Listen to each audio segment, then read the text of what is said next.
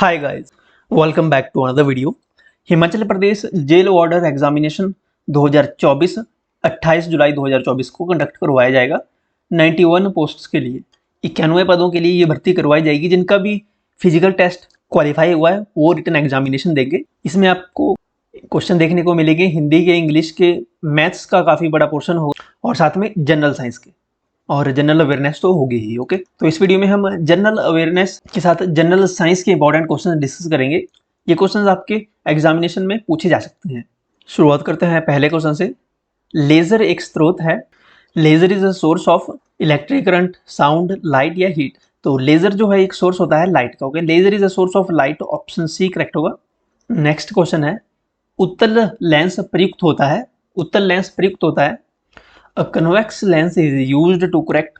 सो उत्तल लेंस प्रयुक्त होता है, उत्तल लेंस का उपयोग होता है दूरदृष्टि दोष सही करने के लिए। दूरदृष्टि दोष को सही करने के लिए उत्तल लेंस का प्रयोग किया जाता है। ओके, दूरदृष्टि दोष में क्या होता है? दूरदृष्टि दोष में दूर की चीजें साफ दिखाई देती हैं, क्लियर दिखाई देती हैं, लेकिन निकट की चीजें, नजदीक की चीजें नहीं दिखाई देती। ओके, इसमें अगला क्वेश्चन है क्वेश्चन नंबर 155। एक कार का पृष्ठ दृष्टि दर्पण होता है। Rear view mirror of car is, जो गाड़ी के अंदर पीछे देखने वाला शीशा होता है ना ड्राइवर के पास, वो किस टाइप का मिरर होता है? वो शीशा किस प्रकार का होता है? प्लेन मिरर होता है, कॉन्वेक्स मिरर होता है, कनकेव होता है, या नन ऑफ द। जो रियर व्यू मिरर होता है गाड़ी के अंदर ड्राइवर को पीछे की गाड़ियां देखने के लिए, वो कॉन्वेक्स मिरर होता है। कॉन्वेक्स मिरर कैसा होता है? जो बीच में से चौड़ा होता है और साइडों से पतला होता है। ओके, इसमें जब भी कोई रे टकराएगी तो वो दूर तक जाएगी। ओके, ये काफ़ी वाइड होता है और दूर की चीज़ें इसमें साफ दिखाई देती हैं। जो गाड़ियों के बाहर पीछे की गाड़ियों को देखने के लिए जो शीशा लगा होता है, बाइकों में जो शीशा लगा होता है, बाइक्स में, स्कूटीज में, वो कॉन्वेक्स मिरर होता है। ओके, कॉन्केव मिरर यानी अवतल दर्पण, इसका इस्तेमाल कहाँ होता है? इसका इस्तेमाल जो डेंटिस्ट होते हैं, ओके, दंत चिकित्सक होते हैं, वो दांतों को देखने के लिए यूज करते हैं। या जो शेव करने वाले होते हैं, दाढ़ी बनाने वाले नाई, वो भी अवतल लेंस का इस्तेमाल करते हैं, अवतल दर्पण का इस्तेमाल करते हैं। ओके, सो कार का पृष्ठ दृष्टि दर्पण होता है उत्तल दर्पण। उत्तल दर्पण। ओके, ऑप्शन बी करेक्ट होगा। अगला क्वेश्चन है 259। वस्तुएं प्रकाश में दिखाई पड़ती हैं। Objects are visible in light due to, objects are visible in light due to the scattering. Okay, scattering के कारण ऑब्जेक्ट्स विजिबल होते हैं लाइट में, प्रकीर्णन के कारण। ओके, ऑप्शन में अपवर्तन दिया गया है। अपवर्तन क्या होता है? अपवर्तन यानी रिफ्रैक्शन। रिफ्रैक्शन होता है जैसे कोई लाइट आ रही है एक मीडियम से, यानी रेयर मीडियम से, यानी हवा में यहाँ पे रे आ रही है और ये पानी में चली गई। ओके, जब पानी में चली जाएगी तो ये अपना, ऐसे तो यहाँ से जानी थी ये, लेकिन जब अगर डेंसर मीडियम में आ गई है तो अपना पाथ बदल देगी, तो ये फिर यहाँ से जाएगी। ओके, थोड़ा इसका पाथ चेंज, बदला हुआ नजर आएगा, तो ये कहलाती है रिफ्रैक्शन। रिफ्लेक्शन अगर ऑप्शन में होता तो रिफ्लेक्शन होता है कि किसी सतह पर कोई लाइट की रे ऑफ लाइट टकराई और फिर वो वापस चली गई, वो होता है रिफ्लेक्शन। ओके, तो वस्तुएं प्रकाश में दिखाई देती है हमें स्कैटरिंग के कारण, यानी प्रकीर्णन के कारण। अगला क्वेश्चन है, हवा का एक बुलबुला पानी में व्यवहार करता है। An air bubble in water behaves as, an air bubble in water behaves as a divergent lens. Okay, divergent lens यानी अपसारी लेंस की तरह ये व्यवहार करता है एक हवा का एक बुलबुला पानी में। ओके, अपसारी लेंस की तरह यानी डाइवर्जेंट लेंस।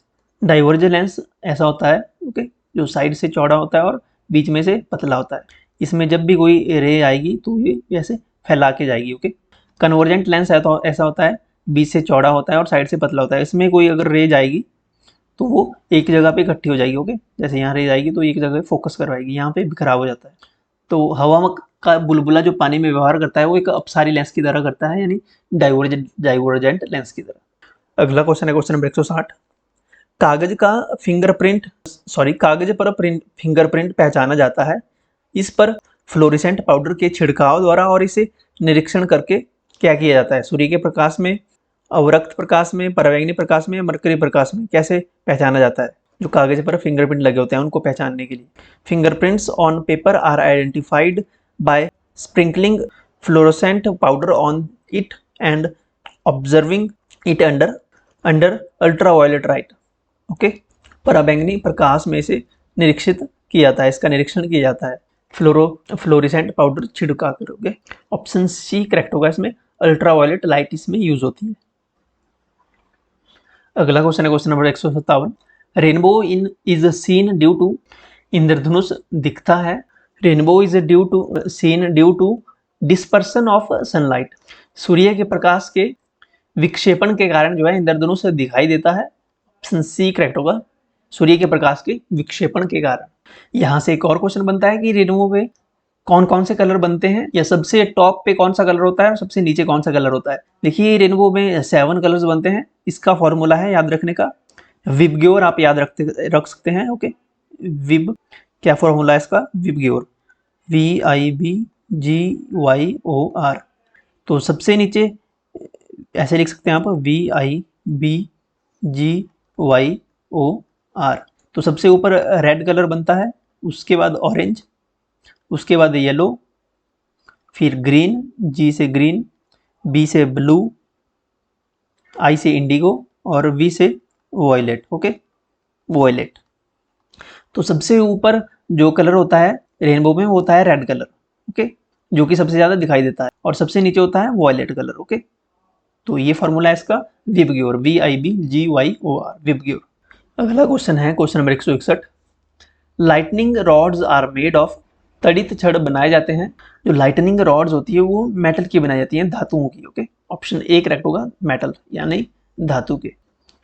अगला क्वेश्चन है, सामान्य शुष्क सेल में इलेक्ट्रोलाइट होता है in an ordinary dry cell. जो ड्राई सेल होता है, ऑर्डिनरी ड्राई सेल जो रेडियोज वगैरह में यूज होने वाले सेल होते हैं, द इलेक्ट्रोलाइट इज, तो ड्राई सेल में जो इलेक्ट्रोलाइट के रूप में यूज होते हैं वे होते हैं ammonium chloride. Okay, ammonium chloride का यूज होता है as a electrolyte. Okay, option C correct होगा, अमोनियम क्लोराइड। अमोनियम क्लोराइड के साथ जिंक क्लोराइड का भी इस्तेमाल होता है। ओके, जिंक क्लोराइड, यहाँ पे जिंक ही अकेला दिया है तो भी ये गलत होगा। अगर जिंक क्लोराइड होता तब ये भी ऑप्शन सही होता। Okay, zinc chloride and ammonium chloride का इस्तेमाल होता है इन ऑर्डिनरी ड्राई सेल में as a electrolyte. Okay, next question है, भारत में एसी मेंस की आवृत्ति है, frequency of AC mains in India is, Bharat में जो अल्टरनेट करंट आता है उसकी फ्रीक्वेंसी कितनी है। तो अल्टरनेट करंट की फ्रीक्वेंसी भारत में 50 हर्ट्ज है। Okay, 50 hertz. Option C correct होगा, इंपॉर्टेंट क्वेश्चन है ये। अल्टरनेटिंग करंट सप्लाई होता है भारत में 50 हर्ट्ज। अगला क्वेश्चन है, power is transmitted from a power house on high voltage AC because, power house से पावर अधिक वोल्टता एसी पर प्रेषित किया जाता है क्योंकि, पावर हाउस से जो पावर जब ट्रांसमिट की जाती है तो वो हाई वोल्टेज एसी करंट में दी जाती है। ओके, हाई वोल्टेज क्यों की जाती है इसकी, क्योंकि it is more economical due to less power wastage, ये ज़्यादा सस्ती होती है क्योंकि हाई वोल्टेज से में पावर ट्रांसमिट करने से इसमें जो पावर वेस्टेज है वो कम होती है। ओके, एक तो कम पावर की वेस्टेज होती है, क्षय कम होता है, और साथ में ये अधिक अल्पव्ययी है, अधिक सस्ती होती है। ओके, ये ट्रांसमिशन। सो ऑप्शन बी इसमें करेक्ट आंसर होगा। नेक्स्ट क्वेश्चन है इंपॉर्टेंट, जमीन के ऊपर ओजोन परत की ऊंचाई लगभग है, the approximate height of ozone layer above the ground is, ozone layer कितनी हाइट पर है अबव ग्राउंड। ओके, जमीन से यहाँ से ऊपर जमीन से कितनी हाइट पर है ओजोन लेयर। ओके, O3 जिसका फॉर्मूला होता है, ओजोन लेयर का फॉर्मूला होता है O3, इसकी हाइट कितनी है, कितनी दूरी पर है ओजोन लेयर हमारी पृथ्वी से। तो ये जो ओजोन लेयर है ये जमीन से लगभग 60 से 70 किलोमीटर के बीच में पाई जाती है। ऑप्शन ए करेक्ट होगा, 60 से 70 किलोमीटर, यानी कई जगह पे 60 किलोमीटर पे भी आती है, कई जगह पे 70 किलोमीटर। ओके, 60 से 70 किलोमीटर के बीच में की दूरी पर रहती है ओजोन लेयर। ओजोन लेयर का फॉर्मूला होता है O3। ओके, यहाँ से एक और क्वेश्चन बनता है कि ओजोन लेयर कौन से स्फीयर में पाई जाती है। तो ओजोन लेयर स्ट्रेटोस्फीयर में आती है। ओके, स्ट्रेटोस्फीयर में पाई जाती है ओजोन लेयर। चलिए अगला क्वेश्चन है question number 168। Waves used for telecommunication are, दूरसंचार के लिए प्रयुक्त तरंगे हैं। दूरसंचार के लिए जो वेव्स का इस्तेमाल होता है आपके फोन कॉल्स में, ओके, टेलीफोनिकली जो वेव्स यूज होती हैं वे कौन सी वेव्स हैं, visual light, infrared waves, ultraviolet red या माइक्रोवेव्स। सो टेलीकम्युनिकेशन में, दूरसंचार में सूक्ष्म तरंगे यानी माइक्रोवेव्स का इस्तेमाल होता है। ऑप्शन डी करेक्ट हो, माइक्रोवेव्स। Okay, option D. अगला question number 164। Best material for permanent magnet is, एक स्थायी चुंबक के लिए सबसे अच्छा पदार्थ कौन सा है? स्टील, एल्निको, लोहा या पीतल? Best material for permanent magnet is Alnico. Option B correct होगा, एल्निको। यानी कि ओके, देखिए मैग्नेट दो प्रकार के होते हैं, 2 टाइप्स के मैग्नेट होते हैं, एक तो परमानेंट मैग्नेट और दूसरे टेम्पररी मैग्नेट। परमानेंट मैग्नेट के लिए जो बेस्ट मटेरियल माना जाता है वो होता है एल्किनो। एल्किनो ये एक एलॉय है, ओके, ये एक एलॉय है।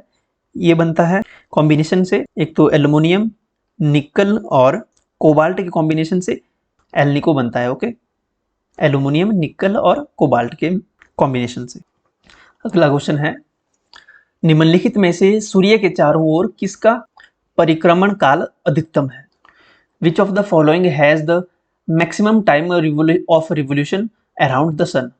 यानी कि यहाँ पे अगर सूर्य है तो इसके चारों ओर चक्कर लगाने में कौन सा ग्रह जो है मैक्सिमम टाइम लेता है, ओके, इसका टाइम जो है सबसे ज्यादा है, अधिकतम। अगर सभी ग्रहों की बात करें तो सभी ग्रहों में सबसे ज्यादा टाइम जुपिटर का है, ओके, जुपिटर का सबसे ज्यादा टाइम है, ये 11 साल लगाता है, 11.86 ईयर्स लगाता है एक चक्कर पूरा करने में सूर्य के चारों ओर। पृथ्वी कितना टाइम लगाती है? पृथ्वी 365 दिन में अपना सूर्य के चारों ओर एक चक्कर पूरा करती है, ओके, 365 डेज में, 365.26 डेज में, ओके। विनस पूरा करता है 224 दिनों में, 224.7 डेज में। एंड नेपच्यून की अगर बात करें तो नेपच्यून लेता है टाइम 164.79 डेज, 164 दिन नेपच्यून लेता है। प्लूटो को अब काउंट नहीं किया जाता, ओके, इसको हटा दो।